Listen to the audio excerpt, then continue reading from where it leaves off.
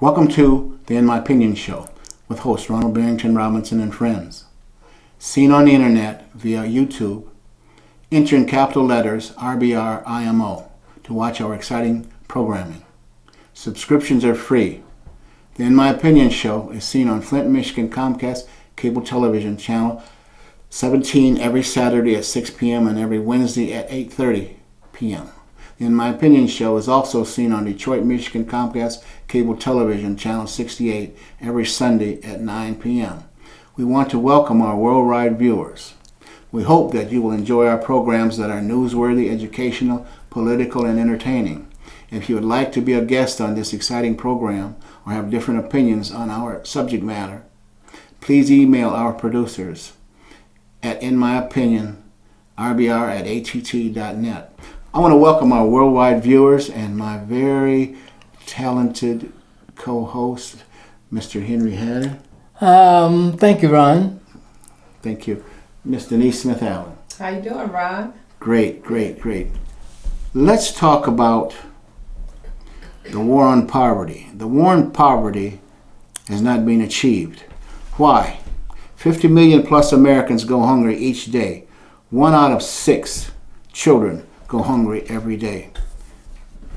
Flint, Michigan, the city in which we broadcast our worldwide programs, is one of the thousands of those towns. Cities across this great nation that is suffering from a nutritional food crisis. Why? The U.S. is the richest country in the world. Then if we're labeled as the richest country in the world, we shouldn't have 50 million people going hungry, especially our children, 1 out of 6. Mr. Hatter, what is your thoughts? Ron, I'm sorry. I'm going to have to diverge widely on this. First of all, I don't think that 50 million people go hungry every day.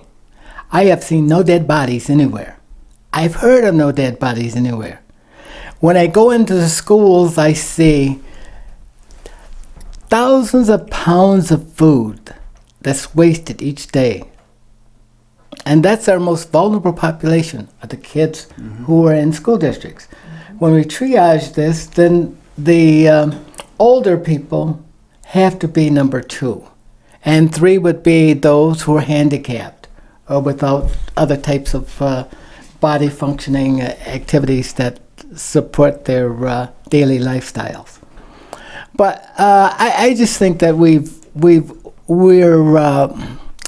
we're exaggerating a lot in this country. You have to go to other countries to see starvation at its best. We are, and Ron, I would ask you to reconsider. When you say that we're the richest country in the world, please begin to downgrade that. We're no longer the richest country in the world. We have low unemployment, we have low engagement with human resources, and the more people you have working, engaged in resources, will determine whether you have a great standard of living. We're losing that. Our dollar is just about near collapse. We don't have the gold that support our dollar, and any day we could have a disaster. So somewhere we have to cut back to save the country for a new generation. We can't go on spending money that we don't have. We can't go on making cases that are not true. We have to face reality. Nobody goes hungry in this country. We could do better. That is totally not true, Henry. Ron, these, how many people have died? These statistics, how many people have you don't died? have to die. How many have died of diseases?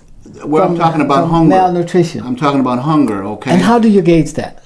Well, these statistics come from the U.S. Department of Agriculture. Are those people hired in those CDC, departments to produce those statistics? Yes, they are. And okay. That's a livelihood for them. But we need to look at, we need to bring reality to this discussion, because I don't think it exists. I think that... You might see food, going to waste, perhaps maybe in your area, okay? In all other areas too. I don't have that information. But the government passed legislation several years ago requiring all school districts to provide breakfasts and lunches for children. But we're not just talking about school. But now that's the most needed, okay? You triage them. That's the most needed. We have that. Now we're taking and evaluating that and wondering whether it's truly working. And nobody will ever come up and challenge this. With all of the waste, they're afraid that people will say, well, you're racist, or you're a bigot, or you're against poor people, or you're against the system, or whatever. We can never bring this back to reality. But see, you're talking about school. I'm talking about school as well as, you know what I mean, infants in the home, all right, before they even get to school. Ron, All right. I think that all of it is like a continuum from the cradle to the grave in terms of how, people who don't have the means to take care of the basic necessities, how are they surviving?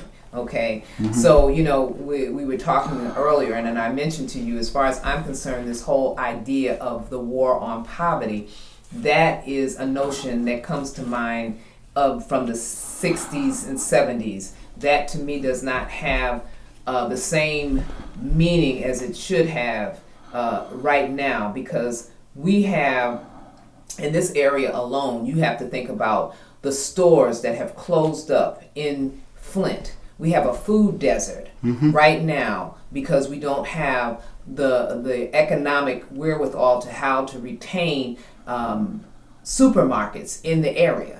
So people have to travel outside of the area just to get, some of the basic staples to have in their kitchen so that they can cook and take care of their families.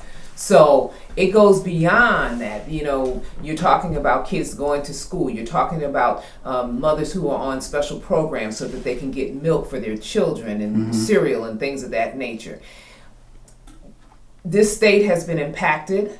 It's been impacted because of all the things that have transpired that we're all aware of, GM and all of that. But in addition to that, we also have the natural disasters that have come upon the United States that have influenced how our resources are being distributed.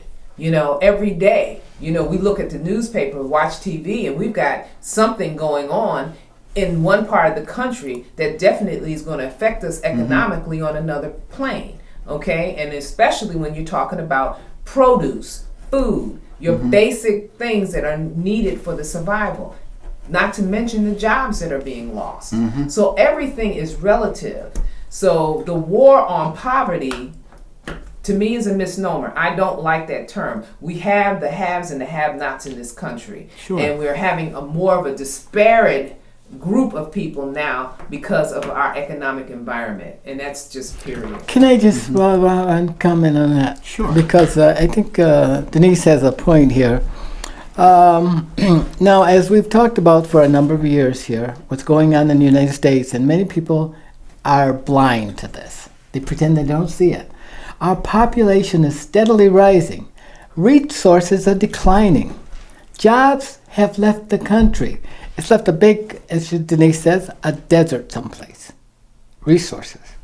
Many people are not engaged the way we were 50 years ago in economic activity. There was a time when people in the South earned their own livings, and they were independent, and they were proud, and they took care of their families, and they provided for their families, and provided for the next generation.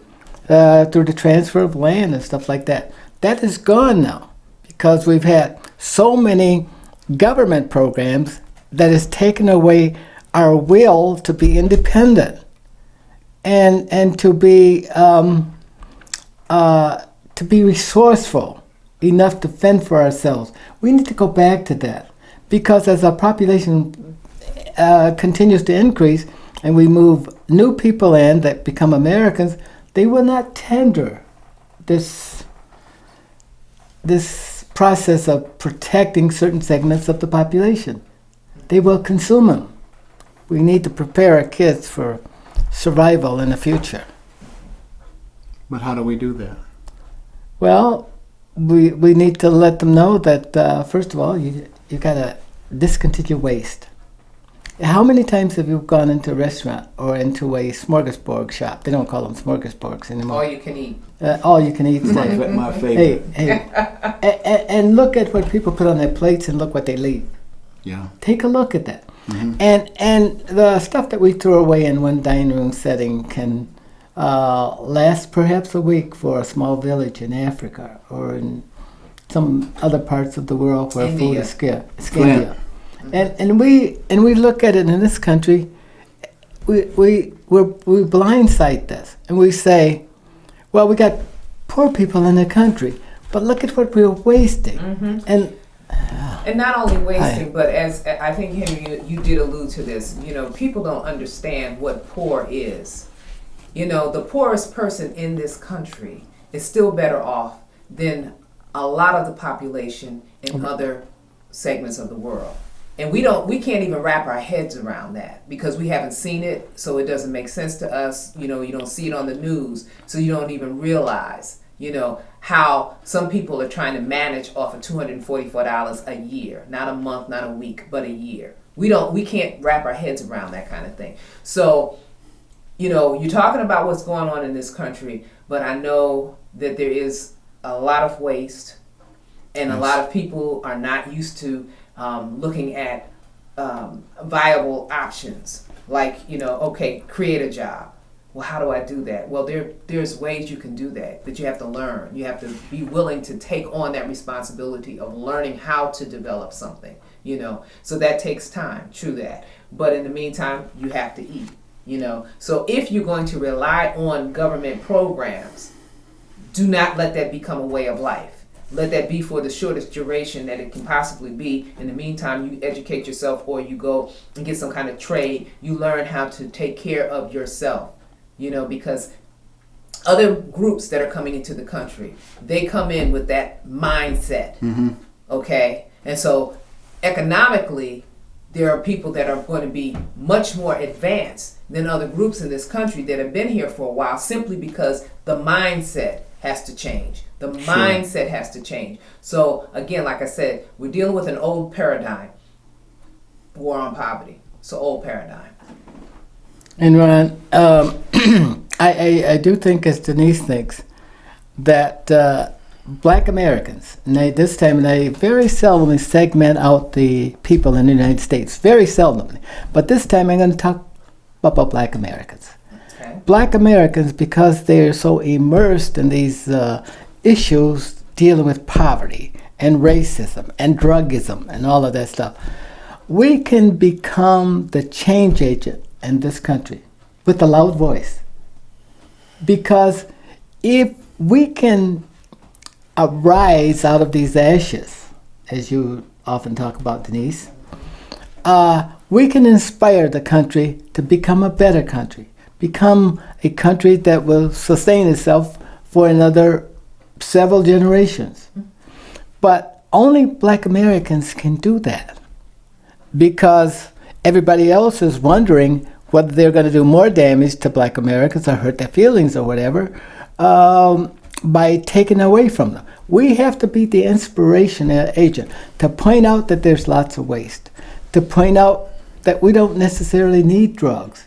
And people who go to jail for drugs, they are on their own. The choices of their own. Okay. Well, the choices definitely are their own. We know that drugs didn't just appear out of the sky. They were brought in, and some of that was done by design. But again, we all have to go back to that free will, that choice. Okay. We all have to go back to that. So, I'm sorry I got off the topic. I just wanted to put that in there about self-responsibility. I got you. We need to become that experience. We need to become that agent for the first time to rise out of those ashes and lead the country. If you want to change something, then lead it. Exactly. I agree. I agree. Well, we're going to change our subjects here. Let's talk about welfare drug testing. Why does it always seem to be in the minority communities or among minorities? 2014 census report, total population of the state of Michigan is almost 10 million. Whites almost 79, 7,803,000 more or less. All right, Black African Americans 1,400,000, Hispanics 436. Common sense will tell us if you look at the numbers, more drugs are consumed by whites than all other groups combined. This also applies to people on welfare. As people as people of color, we must stand up against faulty counting by the politicians in Lansing that lie to the citizens about rampant drug use in our urban communities. These lies further bolster the stereotype of white supremacy. Denise, let's go to you first on that. What's your opinion? Well, first of all, drug testing is not done on a racial lines, under racial lines. You know, if a person is receiving aid and there is suspected drug usage, then the white mother, the Mexican mother, and the black mother, they're going to be charged. I mean, not charged, excuse me, but they're going to be tested. Okay? So I don't believe that is actually an accurate, summation of saying, well, it's a minority thing. Okay, there may be a perception of it being a minority thing, but the reality is that mothers, fathers, whoever is the caretaker of the children, if there is a suspected drug usage, they're supposed to use that thing unilaterally. It is not supposed to be, okay, we're going to test her because, she's black or whatever. No. They would have legal grounds to go after whoever is doing that, but that's not the reality.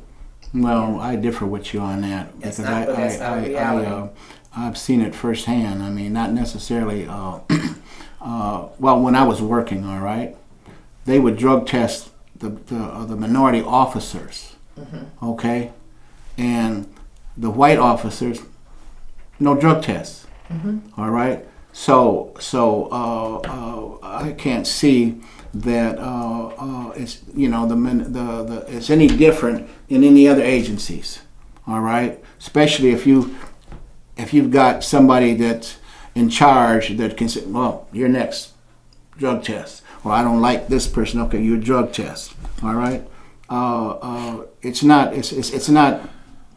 equal. Mr. Heder, what is your thought? Ron, I'm not going to argue with you on that. You know, and Denise and I know that you're right about that. That in the old days, that's what they did. They picked on people of color. And usually I don't bring race into my arguments, but I do realize that happened. There's a lot of evidence for it. Of course, and especially when you got 10 million whites, all right, as opposed to 1,400,000 African Americans.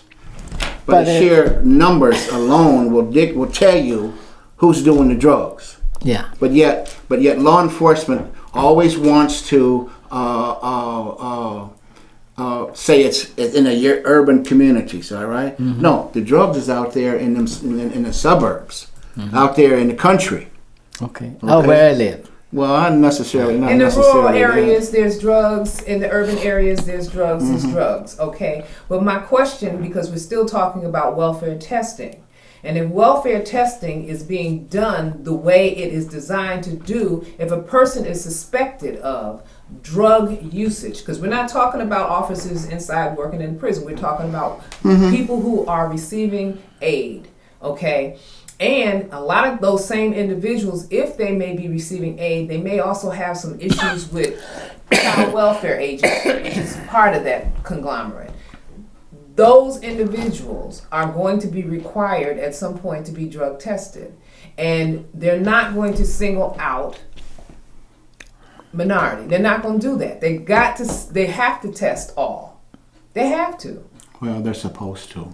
They have to. Okay. Ron, I'm not going to argue with Denise because she is the lady on the can, and she wins all the time. No. I'm not winning. This is not an argument to be won, but I'm saying. I'm going to say this. I'm going to say that in support of Denise. Okay. That she's right. The man doesn't care who you are, what you look like, where you live, how much money you got. When there's a job that requires drug testing, like, for example, if you're going to operate a public transportation system, right? Or you're going to be around students under some. But we're not talking about that. But yes, we are. No, we're talking about welfare testing. drug testing. Okay. All right. If you gotta take a drug test for a job or something, that's totally different. Oh, okay. All right? Now, that's what I want to argue. Thank you for clarifying that for me. But if you're receiving dollars from the public takes out of their pocket and put into a pool to provide so that you so they can get qualified people under certain circumstances to qualify for federal funding, or state funding, or local funding, so that they can receive public assistance. What's wrong with it? There's nothing wrong So with what's it. wrong with it, Ron? There's because nothing wrong. because you're taking money, and the things are not just done to benefit you or to benefit a few, but they're done to benefit the system so that the system functions efficiently and effectively. Now, you're right, but in the old days, they used to test people by color. But I don't think they do that anymore. Of course they do. You know, I don't think they do that I'm so anymore, sick and Ron. tired of white folks always pointing out, you know, that the drugs are, you know, and rampant in the black neighborhoods. All right, in the black neighborhoods, you hear that mess all the time, and it's not true. It's not fair. But wouldn't know? our kids be better off if we just conducted a survey, went out on our own, hired someone from Harvard or from Tuskegee Institute or one of the other great universities, go in and test that premise. See if there's rampant use of drugs. Without the research, you have nothing to defend, nothing to teach. It's been a lot of research. Oh, on no, it. but Ron, but when we make those kind of statements, like the statement that you're making right now, you've given us numbers about the population. Okay. Right. Now, are you talking about all of this population that you just identified? Are all of these on welfare? No. I didn't say that. No, I know you didn't. But what I'm trying to say is you have to pull those numbers out. You've got the numbers of African Americans, Hispanics, and whites. The total population of Michigan. Exactly. Okay. However, of that total population, there are X amount of people who you don't have identified that are receiving public funds. Probably so. Okay, and of that group, of that same that group, there are also people who have committed crimes and are also receiving funds. And of that same group, there are people who have committed crimes who are drug-related crimes, and are of that group. So then we're going to break it down even further. And of that group, there are also those same people that are connected to the child welfare system. And because of that, they have a right on two fronts to drug test. And they're drug testing not just minorities, they're drug testing across the board. And at this point, statistics would clarify it. You could shake your head, but statistics would clarify it. Statistics will point out, by sheer numbers alone, will tell you who's on welfare and who's doing drugs. And you will find out. You will find out that there are probably more whites that are on drugs. That's my point. That's his Okay, point. so And he's right. yeah. So but I'm still trying to figure out what the argument is. There isn't an Well, argument. actually, there are two arguments. He's saying that contrary to how it's perceived by the press and by the public, is that more whites use drugs than blacks. Okay. And statistically, that's true because Yes. if you take, let's see, compare the blacks may be 20% of the population, okay, and whites are 60%. Yeah. Well, 60% of the population is much greater than 20%. It's three times that there's a 3 times gap in there. Okay. So what we're arguing is true that that there are more white. But if you look at it, the population on a per capita basis, take our population versus the number of people who in this population use drugs compared to white population, you may see a different statistic. You sure will. And that's the argument that we're trying to reconcile here. Okay. And it does make sense, Ron. But what you say makes sense too. We're not discounting that, but we have to have accept some responsibility for statistics that are hidden here.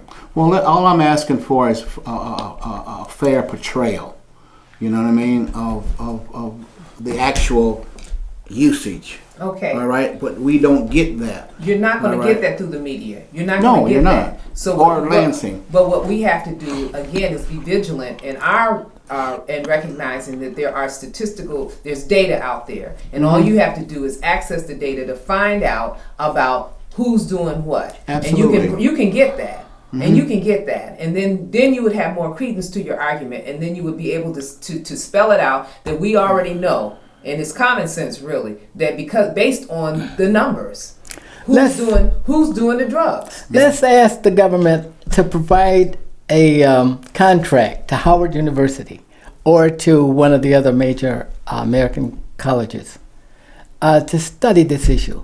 What we're arguing today in Flint, Michigan is true in every other city Absolutely. in the United States. So a study of this could reveal some light, and we can reconcile our arguments and get on with life in the country without stereotyping Exactly. on this particular issue. We'd have to choose something else. Listen. Yeah. Listen, okay, we're getting ready to, I'm sure, getting ready to end this, but I will say this, that we understand that the media is not going to give a fair representation. So it is up to us, as truth fighters, if you will, to be able to get our statistics and be able to counter whatever is out there. Exactly. Because that's the only thing that's going to help, because we can be emotional about it and say what we need to have, but we got to have hard facts, statistics, and that will help. And when And these the rest of the world will recognize it. and They when will the- appreciate And when the it. politicians get to blowing all this so foolishness out of their mouth, stand up and Yeah. take it and be counted and Yeah. stop the. Tell the truth. Quit lying. But anyway, this has been a wonderful conversation.